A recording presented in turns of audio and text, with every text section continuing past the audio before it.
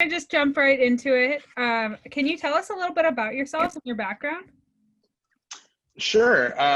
So my name is Ruben Jay. I'm a radio broadcaster, podcaster, amateur blogger, as I like to call myself. I do a little bit of everything. I've been in the business now for 10 years. I started actually longer than that if you count my my high school days of doing ghetto stuff on the internet. I went to the Academy of Radio and TV Broadcasting out in Huntington Beach, California. Graduated bottom of my class, and just kind of jumped into the game. And I've worked with NBC. I've worked with USA Network, Fox. I've worked with iHeartRadio. I did some stuff with YouTube, a bunch of wrestling companies. All that while being, for the most part, independent producer and content creator. And then had a brief stint at K-Wave, which is the largest Christian radio station in Orange County, and was there for about a year.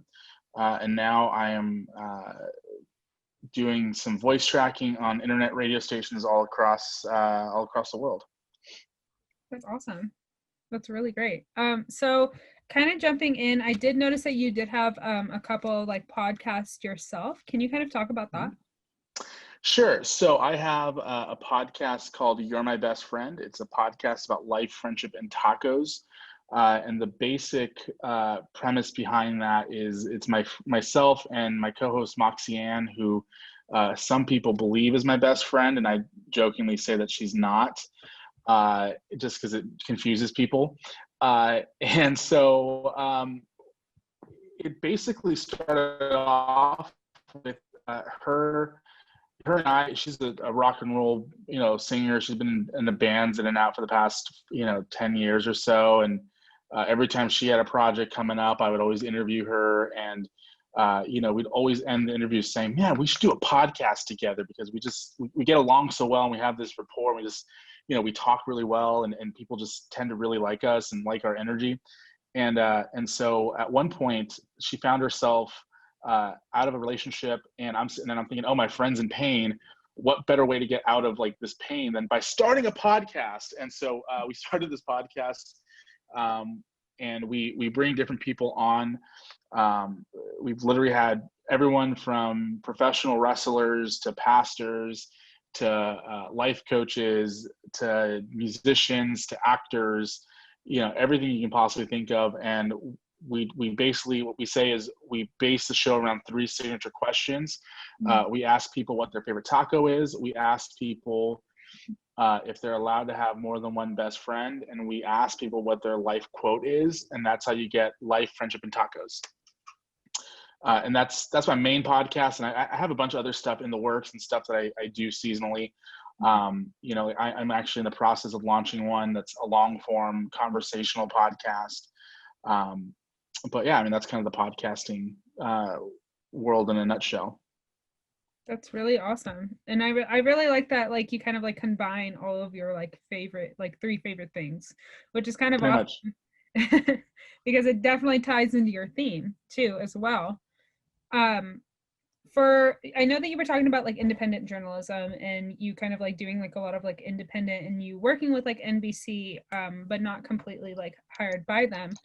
For students like us, broadcast journalism students or journalism students in general, do you think that it would be beneficial for us to do kind of like independent work? Yeah, I think that especially starting out, saying yes to every opportunity that comes your way is going to be what drives you forward. This industry is based off of basically what's the last, what have you done for me lately, which is basically saying what's the last project you worked on. And so while it'd be cool if you can get a full-time job at NBC or at CBS or even a small, mom and pop station somewhere, the best way to keep moving forward consistently is by being somewhat independent and having the ability to do things kind of more on your schedule. And it allows you to work for multiple different people, manage multiple deadlines all at once, and be able to learn how to market yourself to your next potential boss and or client. So independence, I think, especially in 2020 and 2021 and going through, the future of this business is going to be how many outlets you can work for at once, because, as the industry shifts and changes, which I don't know if you guys have been paying attention the last 2 years or so, especially the last year, there are a lot of downsizing happening as far as what these companies keep on staff, but these outlets continue to grow and gain more and more viewerships and listenerships and downloads and people reading their articles. So if you can have 4 or 5 websites or publications that are publishing you on a normal basis, you're going to be able to say, hey, I'm working for all these different stations, and doing all these different publications will also help you maintain a livable wage while you're still breaking out before you make it to a national level. Mm-hmm. And plus that kind of looks pretty good on your resume, because you do have a kind of a good resume to show that you guys, you didn't just work for one publication, you worked for multiple different things.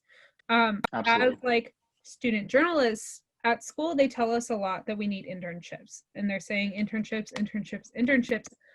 But right now during the pandemic, it's actually kind of really hard, and some stations are not offering internships at all right now. Would you suggest that as students we should start our own podcast, or do maybe like our own broadcast on YouTube or something to kind of like still do something? The competitor in me says no, so that way you guys won't be taking my audience away. But the broadcaster and entrepreneur in me says absolutely. You guys should all have your own websites. You guys should all have your own YouTube channels. You should all have your own. If you don't have a Twitter, if you don't have an Instagram, or you don't have a Facebook page, no matter how what's what I'm thinking of, antiquated you think Facebook might be, it's super important. People still read their news on there. You guys should all be doing stuff to get your name out there, to get your reel out there. Because again, the last thing you want is to graduate from your program and go look for a job and have no experience. Because if you go, like, sure, you can have a degree, and a degree means a lot, but you're going to go to a news director, hand them your resume, and either going to be like, okay, cool, you graduated from college, what have you done since then? And you're like, I just graduated recently, like in the last year. You want to be published as many places as you possibly can. You want to be able to look at somebody across the table and say, hey, I've written for 5 or 6 independent publications. I've been published in my local newspaper. I've been published online. I publish my own stuff on the regular.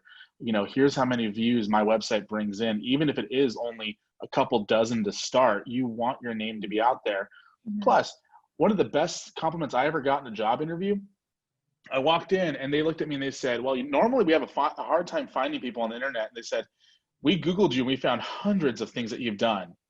And that's how I got the job, was because they just went and they Googled my name and they found my website. They found all the articles I've written. They found the podcast. They found my YouTube videos. So absolutely, yes, you want to be, and there might not be easy ways to get internships right now, but I guarantee you, if you reach out to a publication and you say, hey, can I just submit this op-ed for you? They're probably going to publish it because they're also wanting content. So just reach out to publications, because they should be willing to work with you to get stuff published. And that's really great advice too. So thank you so much for saying that. How would you suggest kind of like starting out, like somebody starting from scratch, as like students, like what do you think, what would kind of like benefit us, or like start from, like, do you want maybe like YouTube or SoundCloud? What do you think would best help? It would depend on what your end goal is, because if you're trying to be strictly, a reporter for the New York Times, and you just want to, be more of a written journalist, then start a blog. That's going to be the first and foremost, and go out and spend a little bit of time, a little bit of money, getting it to look right. Don't use those Wix where it's, sophia.wix.com. You want to go out and get sophia.com, because you want to be as professional as possible. If you're trying to be an on-camera reporter, then absolutely get a YouTube channel and, report on stuff as it's out, as it's happening. Mm-hmm. There's no reason that you can't sit in front of your webcam like you all are doing right now and not say, so here's the latest with the election. This is, Sophia reporting for sophiasnews.com. Joe Biden has secured so many different electoral, votes, and Donald Trump is filing these lawsuits, and break down the news factually, because at the end of the day, when you start looking for on-camera work, you'll already have a couple things that you can pull from your reels. If you're looking to do more audio news, then yeah, I wouldn't go with SoundCloud per se, because that's more music driven. I would find, there's different podcasting platforms, Anchor, Sounder, Spreaker.com, all those places where you can publish podcasts, and you can do 60-second news bites where you break down, here are 4 or 5 quick little news breaks that you can later put into a demo that you can send to audio platforms who are maybe looking for people to do different news bits. But yeah, absolutely. It really depends on what the end goal is, to be able to figure out what that starting point should be. And as you're kind of I know you have a lot of podcasts, and you've been doing a lot of independent journalism. How did you kind of find your voice from going from a college student to now? How did you kind of be this is it? A lot of practice. Literally, I would spend most of my days in a studio practicing how I want to sound, and then, as I became more and more active in more hard news, because I spent a majority of my career I spent covering more entertainment stuff, and that's pretty straightforward and simple, because you're just, it's just straight up hey, Nick Jonas has a new album coming out, and we're super excited. You kind of have to play the fangirl side of it, so it's super easy to do the pop culture stuff. But when you start talking about business and culture and politics and wars and all that stuff, you really just kind of want to make sure you figure out what type of journalist are you going to be. Are you going to be a straight news journalist, or are you going to be more journalist, and then developing that voice, and always making sure that what you're saying is factually correct before you say it, or factually correct as you know it, because you don't want to be those people who come out and say things only to be debunked 2 seconds later. But it really comes down to practice and doing it over and over and over again to be able to develop your voice. And things change. You might one day be known as the person who is known for, as an example, there's a woman at the New York Times named Maggie Haberman, I believe is her name, who is basically become known as the Donald Trump reporter. Her main job the last 5.5 years has been reporting on Donald Trump. And it's funny because, with Trump being, elected out of office, essentially, people are starting to say, hey, I wonder what Maggie Haberman's going to do, because she's been known as this particular type of reporter for such a long time, and that person's no longer going to be a relevant figure. Is this person still going to have a job at the New York Times? And that's where you sit and you realize, if I'm Maggie Haberman, I'm going to start writing about the next president and make sure that I still have that job and develop my voice to that next level and that next step, and always be evolving with the times. So Savannah did have a question. How did you get into the entertainment reporting and working with shows like The Voice? It's funny because I literally fell into it. So I had a radio show that I put on every week on the internet, and it was called On Air with Ruben Jay. And what happened was I started reaching out to different people on Twitter. And there's one contestant, I'm trying to see if I can remember her name, because it was a funny thing, because I remember watching her on The Voice and being like, two things went through my mind. Number one, I fell in love with her, and number two, I wanted to interview her. And so I reached out to her on Twitter and said, hey, I would love to interview you. Can you get me in contact with your PR person? And she linked me with this guy who was the PR person for her. He set up an interview, and he ended up tuning into the radio show. And he called me the next day. He goes, Ruben, this is Sam. He's like, I listened to your radio show last night, and I can't believe how good of an interviewer you are. He's like, I really want you to work with more of my contestants. Are you open and interested in doing more stuff with us? I said, absolutely. Let me know what you need from me. And 3 months later, I was on the red carpet of The Voice interviewing Adam Levine and Blake Shelton. And it was surreal. So my case obviously isn't going to happen to all of you or a lot of you. The best thing to do is to find the publications or the show's publicists and reach out to them and see if they have any opportunities for you to be on the red carpet or interview any of their contestants or even their actors or personalities that are on the shows. Believe it or not, it's really easy to find people's PR contacts, especially if they are on these major shows. You just go to the network's website and find out who's the PR person and then just send them a couple emails. So kind of like following back to what you were saying before, as like a reporter, what your specific thing that we should be finding out, would you suggest as like students we should pick a certain niche and kind of just stick with it? Like let's say I wanted to write about music, or if I wanted to kind of like just report about breaking news, do you think we should just stick with that? Or should we kind of like report about everything and see what that can give us? So I personally am a big believer of knowing as many skills as possible. Mm-hmm. So, obviously you're going to have the topic that you are most interested in working on and working for. And you're going to want to, if, for example, if you want to be somebody who writes about breaking news, obviously your focus should be breaking news, but you should also be willing to write about pop culture and music and politics, because you don't want to be the person who, if you're sitting in a newsroom and the news director comes out and says, I need somebody to follow up on this breaking story, and you'd be like, well, that's about Wall Street. I know nothing about Wall Street. I'm just going to sit up here talking about the Kardashians. You're going to be losing opportunity that way. So I'm a big believer of being a jack of all trades, even if you're a master of none, which is why, like, even if part of that is learning how to edit video, learning how to do graphics, learning how to put together podcasts, because every publication now seems to have a podcast.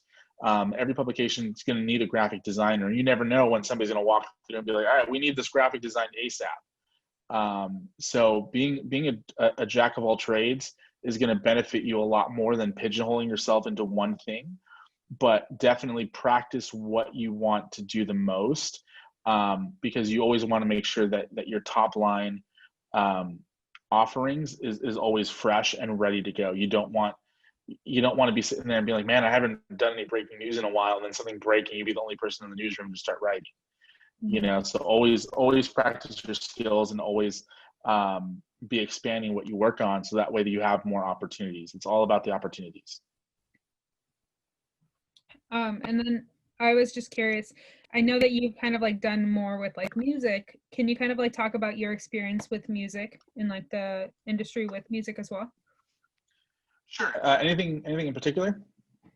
I know Andre had like a particular question. Andre, do you kind of want to ask your question? Yes. Hello, my name is Andre. I am treasurer for CSUN RTDNA. My question was regarding, I guess, more so journalism and how there are many like ways of writing, and certain publications or certain magazines, for example, have different ways of writing about things. When it comes to the different genres, is there like a form of like writing that some magazines would prefer, or is it kind of the same across all genres when it comes to writing? That's a really good question. And, I've read a lot of different like music reviews and concert reviews, and, it tends to be kind of written very similarly. And you'll really, what you need to learn is how to write to your editor, not so much to the publication, because the editors really, when it comes down to it, your editor is going to help shape the voice of the publication. And if that editor moves on to a different publication and you get a new editor, you want to be able to learn how to write directly to that editor, so that way you know that your stuff's getting published and that you're writing the things that the publisher is actually, or that the editor is looking for. Because the worst thing in the world is for you not to know how to write to your editor and be pitching all these ideas and pitching all these articles and things that you want to publish, and for them to constantly be rejected and end up on the cutting room floor. Because it's a different editor than what you're used to. So I think that the biggest thing is definitely, and obviously it will change from different publications, because if you look at more top 40 pop culture stuff, the publications are more like, oh my God, did you see what Ariana Grande wore to the red carpet? And it's more excited and everything's up here. Where if you look at more rock and roll, hard rock publications, there's a certain lingo to it and there's a certain style. But for the most part, you want to learn to write to your editor. I had a question. Hopefully I don't freeze. What's been your favorite thing to report on this far? Like, what's been your favorite experience out of everything? What I enjoy the most is doing music reviews. I love music, as you know, Savannah. I love being in concerts. I love listening to records. I love discovering new talent. So if I'm reporting on an upcoming artist and reviewing their most recent release, that's where I find the most joy in my work. But my absolute, outside of reporting side of things, I enjoy interviews. That's what I'm the best at. I feel like, back in fourth grade, there are all these participation trophies when we're growing up. And, in fourth grade, I won the Curiosity Award. And that basically meant I asked a lot of questions. And I never thought, as a 12-year-old, that would then turn into a full-on career of me asking people questions for a living. So my absolute favorite thing in the world is to do interviews with people, especially if they're people that I can get behind and I'm passionate about what they're doing. I can easily make what they do sound 20 times better just by asking the right questions. So kind of a follow-up to that, how's it been? Just one question, sorry. Too bad. How has it been covering music during COVID-19? Because there haven't been any live performances. It's been difficult. Actually, it's been difficult covering anything during COVID because, while there's a lot of content to review still, a lot of it comes down to finding the right voice in a pandemic to be you should really go watch this new TV show, or you should really go listen to this new record. But not the only thing that's really changed is you're not really going to concerts. Bands are still releasing music. They're still releasing music videos. I guess if they do a live stream, you kind of catch the live stream, but I'm still getting emails every day from different publications wanting me, or different labels wanting me to review different records. I'm still getting interview pitches almost daily. It's just, instead of doing it in person, you're doing it over Zoom or, one of the multiple different streaming options. So, that's really the biggest change is you're just not driving to concert. And you can wear sweatpants. And that's usually the best. That's probably the newest thing is actually wearing sweatpants in the middle of an interview. I love that. So I actually had a question about how you were saying you love music reviews. Have you ever gotten, I'm sure you have, but have you ever gotten backlash from your reviews, and how have you kind of coped with your first backlash, or anybody kind of saying something negative about your review? Yeah, I get backlash all the time just because of some of the stuff that I tweet. But yeah, basically what it comes down to it is if you stand by what you wrote, then you shouldn't worry about any negativity that comes your way. in high school, I wrote a review of our high school musical, and it was a terrible, terrible production. And I remember reading reviews of the past, and them just being, oh my God, it was such a great production, and they did this and they did that. I'm watching this play, and I'm sitting there, and I'm like, these people look like they're half asleep. They're not dancing like they should be. This is not a very fun, a very fun musical. And so I wrote an honest review, and I'm being broken into. Hold on, sorry guys. How you doing? So if you stand by what you wrote, the negativity, it shouldn't bother you too much. I literally got like people who were like, how could you write such a negative thing about, high school students? I'm like, well, they put themselves out there, and I'm also a high school student, so it doesn't really matter. But, if you're, and I've listened to stuff, and I had nothing nice to say about this album or this artist. So I'm not going to write the review, because I don't want people to think that I'm being a bully towards these artists. But at the end of the day, if you're willing to put your name on a review, then don't read the comments if you know that you're going to get a bunch of hate. And part of it's going to come with growing out that skin and becoming, having a little bit more thicker skin. So that way, when you do get the negativity, it just kind of rolls off your back. And to be honest, it still bugs, and the worst part about it is when people, when they don't even attack the quality of the article, and they just go straight towards like, well, your face is stupid, or your hair is weird, or, you're probably 4 feet tall, and you're like, what does this have to do with anything? Like, that's really the stuff that gets hard to get used to. But, people are just going to say, oh, your article was stupid. You just kind of get used to it. Yeah. And I can see that. I know that, especially like our generation, there is like a lot of trolls and a lot of haters out there, and especially on social media, I think it's kind of like easier to hide behind like the screens, so it might be a little bit harder to kind of like take in that those kind of like hating comments or anything like that. Is there anything that you have that you kind of like coped with it? Tequila. No, I'm just kidding. No, I mean, when it comes, I think that if you don't have people hating on your work at some point, then you're doing something wrong. I'm a big believer that if somebody doesn't at some point tweet you and say that they disagree with your article, then you're doing something wrong. And so the biggest thing is to have a good support group around, and know who on your writings, as which one of your colleagues you can go to for support. Mm-hmm. Me kind of being independent, it's been a little bit tougher going through that. But having good friends and people that say, hey, you know what, you wrote it, the article itself, if you believe in what you're writing, if you believe in what you're publishing, if you believe in what you're saying, then, stand by it, because if you let them know that it's bugging you, they're going to keep doing it. Yeah. Bea, did you have a question? Yeah, so hi, I'm Bea, and I am a bilingual journalist because I'm from another country, and I was Where are you from? Brazil. Brazil. I love Brazil. I have a lot of listeners from Brazil, so I love the Brazilian people. Oh, that's so nice.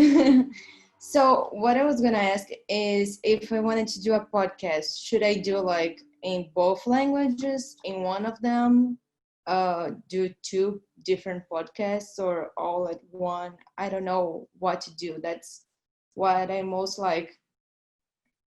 I don't know. I don't know what to do with my independent work, because I don't know if I should do it like in my language or in English. Sure. So I guess the end goal is, what would you want to do? If in 10 years you had your dream job, where would it be at? Would you be working for, Univision, or would it be working for, NBC? Maybe NBC. NBC. So I would put an emphasis on English language, just so that way, you're developing that skill, and, you're learning how to produce things for, you know, the American audience. But obviously there's a lot of money in bilingual work. I have a friend of mine who he does Spanish voiceovers, and he makes probably 10 times more money doing Spanish work than he does English work. So it's always a good skill to have to make sure that you're up to date with how, you know, your Spanish language. They speak Spanish in Brazil, right? No, it's Portuguese. Portuguese. Okay, yeah, I knew that. As soon as I said that, I was like, that's a dumb thing to say. But Don't worry, make sure no one knows. Thanks. But just make sure that you do have those skills ready to go, because, you know, you might get an opportunity to do something in Portuguese, and you don't want to not have that skill ready to go just because you've been so focused on an English language career. So always, if it's something simple that you can produce both in English language and a Spanish version of it, go for it, or Portuguese language. But if it's video, if you can do subtitles, there's different ways that you can get away with doing multi-language, publication as you are honing your English, your main broadcast skills as well. Okay, thank you. Absolutely. I think Dave had a question as well. Yes, I have a question. Hi, Ruben. Hi, David. On the club's Instagram account, they mentioned that you worked for the WWE before. What was your role there? I didn't work for the WWE. I worked with them. So a big difference in wording there. So I did some reviews for them. I've interviewed some of their stars, and I'm on their mailing list. So I get all their press releases, and been given access to different stars. And I had an open invite to the WWE SmackDown premiere last year in Los Angeles. That I ended up opting out of just because I knew it was going to be very difficult to find parking. So basically, it was doing red carpet corresponding for them. Along with I've worked with Impact Wrestling and All Elite Wrestling, Ring of Honor Wrestling, all basically kind of doing the same thing of helping promote whatever they have on the promotions that week. So basically, what the one that I remember the most was I think I did a book review for Daniel Bryan's book a couple of years back. And that's really what got me in the door with the wrestling side of things. Oh, very interesting. I mean, I thought about ever since the pandemic started, I was thinking, I want to do sports broadcasting. And ever since the pandemic started, I was like, why not wrestling? I mean, they were still going on besides the NBA, football, and all the other sports. And yeah, there's a lot of money in it too. So if you get into it, it's a good career to have. Mm-hmm. Yeah, thank you. Absolutely. I have another. Yeah, go ahead, Andre. Go ahead. Okay, no. Yeah. So I know you have plenty of experience regarding podcasting and just establishing yourself in the podcasting game, and just now more so than before. There's just so many people with podcasts, and I have one. I have a sports podcast. It's centered around Los Angeles teams and things like that, because I'm in Los Angeles, and I just have a passion for LA sports. So what's some advice you could give for exposure, I guess? Because right now I'm having not an issue per se, but I'm wanting to expand my audience and just get more feedback on social media and just have more interaction on social media. So if at all, what are some tips you have that would again help me to grow my audience? So the first thing is going to be making sure that you're on as many platforms as possible. So if you're not on Spotify or Apple Podcasts or Google Play or the dozens of other podcasting platforms out there, submit your show to those immediately, because if you're not on there, you're losing out on market share. The second thing is to make sure that you have an Instagram, a Facebook page, a Twitter account for your podcast where you are consistently promoting yourself. You always, I'm a big believer of promoting yourself daily and multiple times daily sometimes. My podcast counterpart believes the complete opposite and promoting yourself as little as possible. So, but I'm definitely going to tell you to promote yourself daily, and part of that could be taking bits of your audio and turning them into video form through an app like Headline. There's an app called Headline.app, I believe, that will take your audio and put it in a video format with a graphic. And you can either use one of their stock graphics or upload your own. And you can upload that to YouTube, to Instagram, in those, clip formats. And kind of like what, if you are on YouTube, you'll find like Joe Rogan clips, like a YouTube channel with just exclusively Joe Rogan clips. It's kind of like that, except they're audio form, but they're in video. They're audio, but they're in the MP4, so that way you can upload them. And that way you'll find people who, like, if you're talking about LeBron James and the greatness of LeBron James, and there's, a 5-minute segment in that show where you talk about how LeBron James really led the Lakers through a really heavy season this last year after, the whole Kobe Bryant situation and all that craziness and, the Black Lives Matter, stuff that he was a part of, and you clip that 5 minutes and you upload it to, and you say LeBron James on Kobe Bryant and Black Lives Matter, you upload that. There could be people who are looking for that, like they're looking for LeBron James, Kobe Bryant, and that might be one of the suggested videos that pops up. They're going to click on that. They're going to listen to your 5-minute clip, and then they're going to turn around, and if they enjoy it, if they like what they've heard, they're going to go and download the full episode, or at least subscribe to the podcast, or like you guys on social media, and you increase your one by one. We've been experiencing with this a lot. And what we learned is that our podcast will get significantly more listeners by clipping up the podcast. So we will find segments that are interesting, and we'll upload it to our Facebook page and get 300 or 400 individual views on that little clip, which then adds to the bottom line of how many downloads you have, because a couple of them will then turn around and download the full episode or download the next episode. And if you're lucky enough, they might go back and download your entire archive. So that's going to be huge. And then also making sure that if you bring guests on to the podcast, whether it be having a player or having somebody who has somewhat of a following, make sure that you promote that they're going to be on the show, and you ask them to also promote that. Because the biggest way that I grew my viewership the first time around, my first show, I eventually got to having about 100,000 downloads a week. And that was by bringing in these guests, and part of the agreement was that they were going to tweet out right before they went live that they were going to be on the show with a link to my show.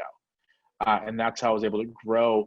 And I have listeners that have been listening to me for 10 years now. So that's going to be huge, is taking advantage of other people's following to get them to tune into your podcast. Very helpful. Thank you so much. Awesome. So I had a quick question as well. I know that you've covered so many different topics. Like, that's a lot for somebody to be covering that. Why those specific topics? Was it kind of just like, I'll take anything, or were these something that you were passionate about?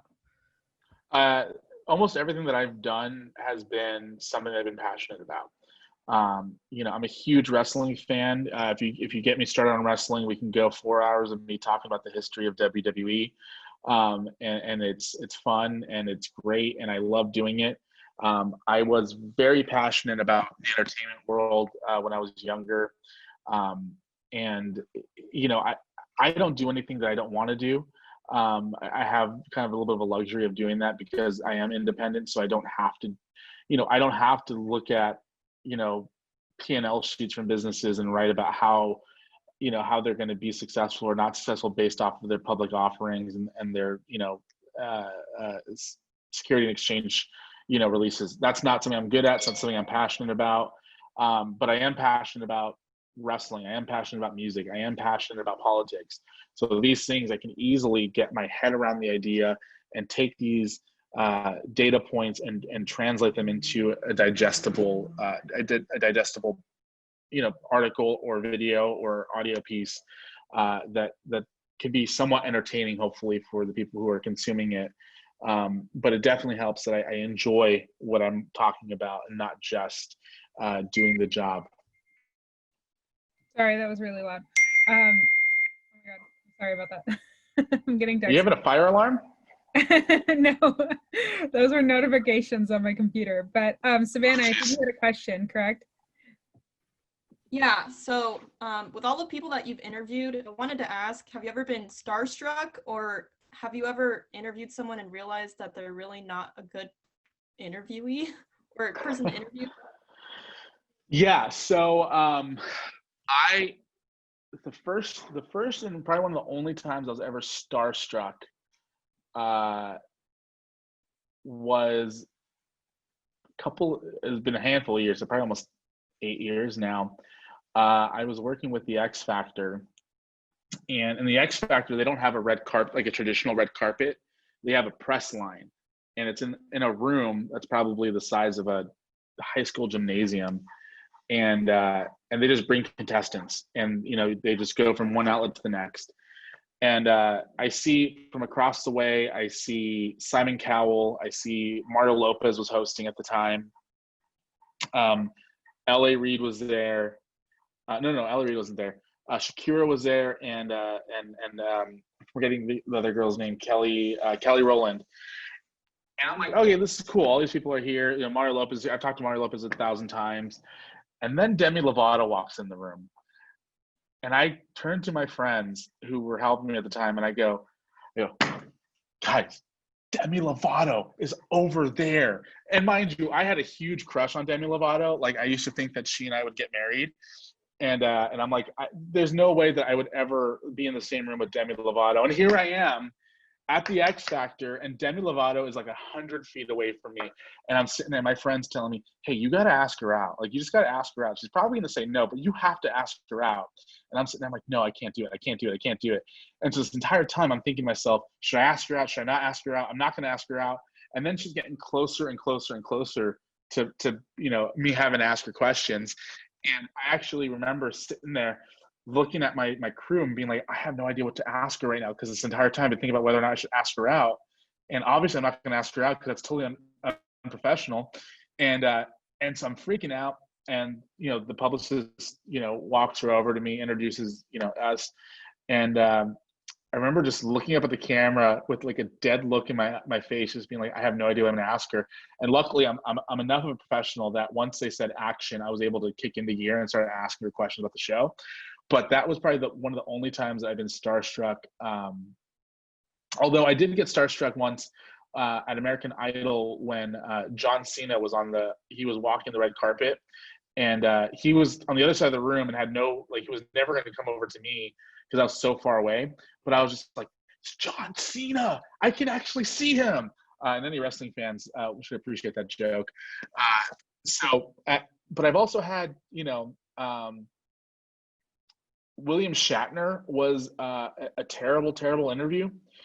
And oh my God, that's, I don't think I ever. Disappointing. That's what? That's disappointing. I'm not a big William Shatner fan to begin with.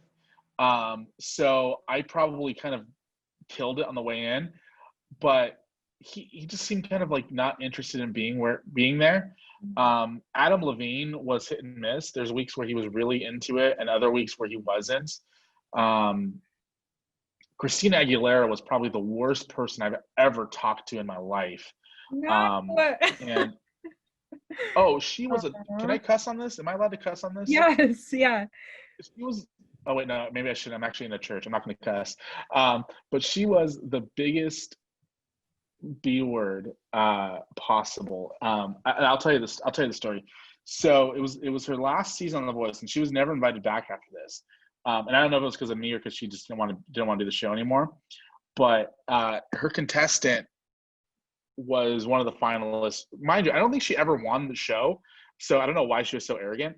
But her contestant was one of the finalists, and I asked her a question about, hey, if there was a chance that another woman would sit on the panel, at the time they were just doing 3 guys and a woman. It was a white guy, it was Blake Shelton, a black guy, and then a blonde. That was their formula.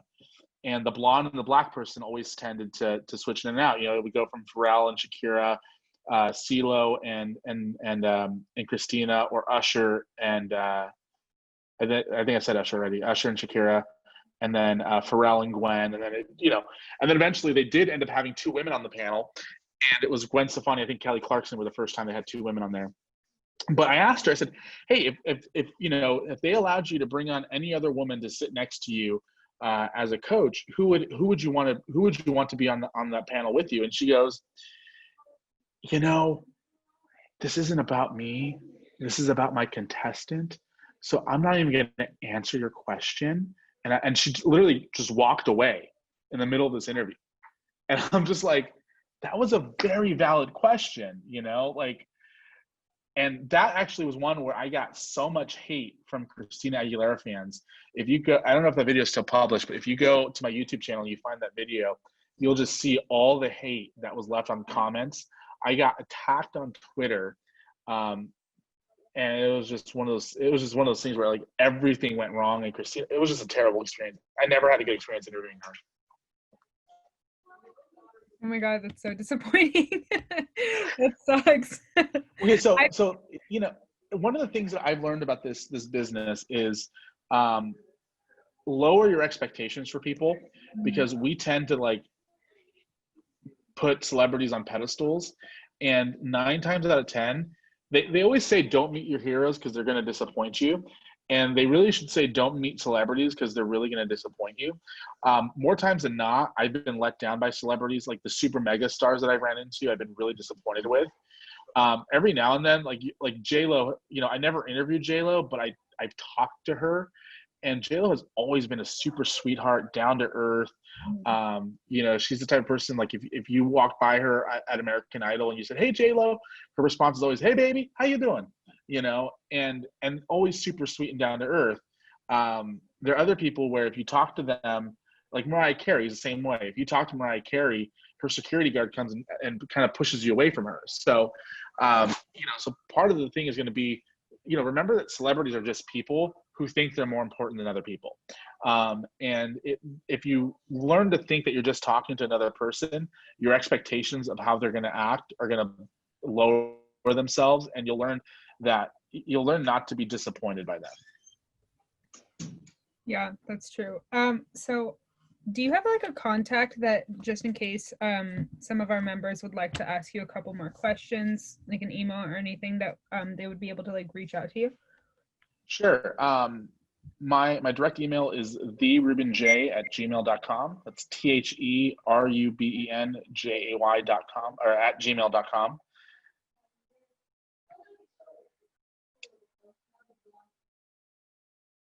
Is that correct in the chat? Yes. Okay, perfect. I'm going to wrap it up in about like 5 minutes or so. If you guys have any other questions, just for you, Ruben, just because I don't want to keep you for all night. I got plenty of time.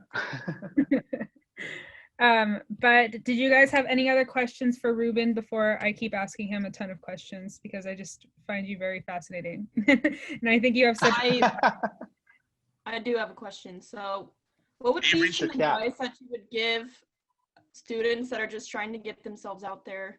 Like me and Sophia were preparing to graduate, and right now with COVID, it's been kind of hard to, I guess, transition and get more experiences. But what would be some advice that you would give us transitioning out of school? It's a great question. I didn't go to traditional college, so I don't really know what the transition is like outside of like going from college to the real world. But you know, the best advice that I can give just anybody just trying to find a job is to email as many people as possible, send your resume out to every possible outlet possible, and believe it or not, take any opportunity you can to write, whether it's paid or not, because, you know, at some point you'll eventually move away from taking all these, you know, these free gigs. But the more again, just getting your name out there is the most important thing. And if somebody Googles, you know, Savannah Birchfield, what are they going to find? Are they going to be able to find, you know, the news articles that you've written for me? And I know you've done some stuff on YouTube as well. Are they going to be able to find that, or are they going to just find your Instagram page, which, you know, I don't know what your Instagram page is, but, you know, by the way, if you guys have an Instagram page or anything where it's pictures of you guys out partying and doing the college life, get rid of all that stuff ASAP. People in this industry particularly will look you up on social media, and if they see that you're out partying every night, they're not going to hire you. So I know it's, you know, not fun to have an Instagram where you kind of have to protect what you post out there a lot more. But get rid of any pictures that you wouldn't want your mom to see on your Instagram account immediately. But get out there, email, find somebody who works for an outlet that can mentor you. Ask them. Obviously, right now is probably not the best time to ask them because of coronavirus. But once this all kind of settles down, don't be afraid to reach out to people who you watch on TV and say, "Hey, can I buy you a cup of coffee and pick your brain for an hour? Can we jump on a Zoom call and just talk?" Because having these connections are going to help you. One of the things that has helped me over the years is having so many connections and people who are willing to put their name down as a recommendation for jobs. So always reach out to people, find mentors, find people who can help you get published, and be willing to take on a job, even if it's not the most ideal job, and even if it's not something that pays really well or pays nothing at all. Get published and get a website. Like, honestly, a website's going to help you a lot because it's going to help you be found quicker, even if it literally is just a landing page to get to your social media and your articles. So those are kind of things. And then don't be afraid to hear the words, "Sorry, but you're not the right fit," or "There's not a job for you right now," or "No, thank you," or even "No response at all." Don't take it personally. Just understand that it's part of the process of finding a job. It's part of the process of breaking in this industry. If you talk to anybody, except for maybe Ryan Seacrest, everyone for the most part has gotten more no's than they've gotten yeses. You just need that one yes to get your career started. Awesome. Thank you so much. Did that answer your question? Yeah, I think that definitely answered my question. Does anyone else have another question? Anybody else have another question before? Oh, Ruben, I forgot to ask you. Is it okay if I post this meeting on YouTube after? Yeah, go for it. Okay, cool. Awesome. Did anybody else have another question before I kind of wrap up? I got one. Okay. Ruben, fun question. Who's your favorite wrestler of all time? Shawn Michaels. I'm a huge Heartbreak Kid fan. For me, I think he's the best wrestler, but my favorite has always been Kane. Oh, interesting. I met Kane. We can talk about that some other time, but I met him. He's a great guy. Yeah, you could tell right away. He's a mayor now. I mean, I met him in his official capacity as mayor. So, so I met Glenn Jacobs, not Kane, maybe. But yeah, it's a good question. Have you always been a fan of the WWE? Yeah, well, so as a kid, as a really young kid, I didn't like it because my mom told me I wasn't allowed to watch it. And then I watched it and I fell in love with it. So yeah, I immediately became a huge wrestling fan. And I used to buy books all the time, all the different wrestling autobiographies, and read them from start to finish in a day. And then my mom would be like, "Oh, by the way, did you finish your book for your book report yet?" And I'd be like, "No, I haven't even started." It's so funny. I'm kind of curious if you've heard of my mom. She used to be a pro fighter. So her fighting name was Magnificent Mimi, and she used to travel around the world. She'd fight on Prime Ticket, WWE, ESPN. Really? Yeah. So she was pretty cool. Never heard of her. I don't know if you heard of my. She was pretty cool. She is. She's pretty cool. My uncle is Gene LaBelle. I don't know if you've heard of him as well. The name does sound familiar. He trained Chuck Norris, and oh my God, I'm blanking on her name right now. The girl that was she won everything until she got defeated once, and then she. Ronda Rousey. Yes. Yeah. Yeah. Yeah. So That's he's funny. Pretty much her trainer, but yeah, he's my uncle. Nice. Just curious. Yeah, no, I his name sounds familiar. I've heard his name a couple times. Unfortunately, I have not heard of your mom, but you should send me some videos so I can become a fan. She doesn't do it now. She's a stunt woman now, but I will. Oh, it's so cool though. Let's see. Bea, have you covered any UFC? No, I'm not a big MMA fan to begin with. But UFC is also very hard to get direct access to. I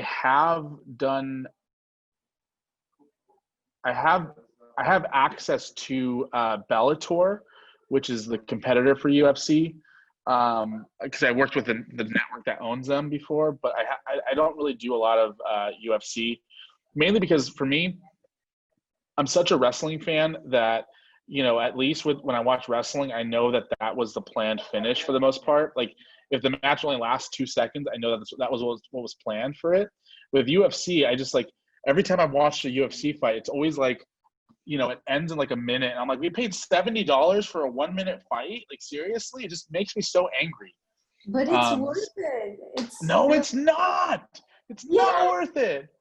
Yes, it is. That's one of I my will argue with you to the end of the day. But just to report something on UFC or soccer, because they're like the main sports that I like. So soccer is a great sport. It's honestly, if you can get into the world of soccer, the fans are so dedicated that you would have a career for life if you were able to gain attraction in the soccer world. It was really people are really addicted to soccer. So yeah. I just can't. I can't stand watching people run back and forth all night. It just seems like a lot. I don't know. I've always have contact with people in UFC and soccer, so I feel them on the field and on the, I don't know the name of where they fight. So Octagon, it's the Octagon. Thank you, Andre.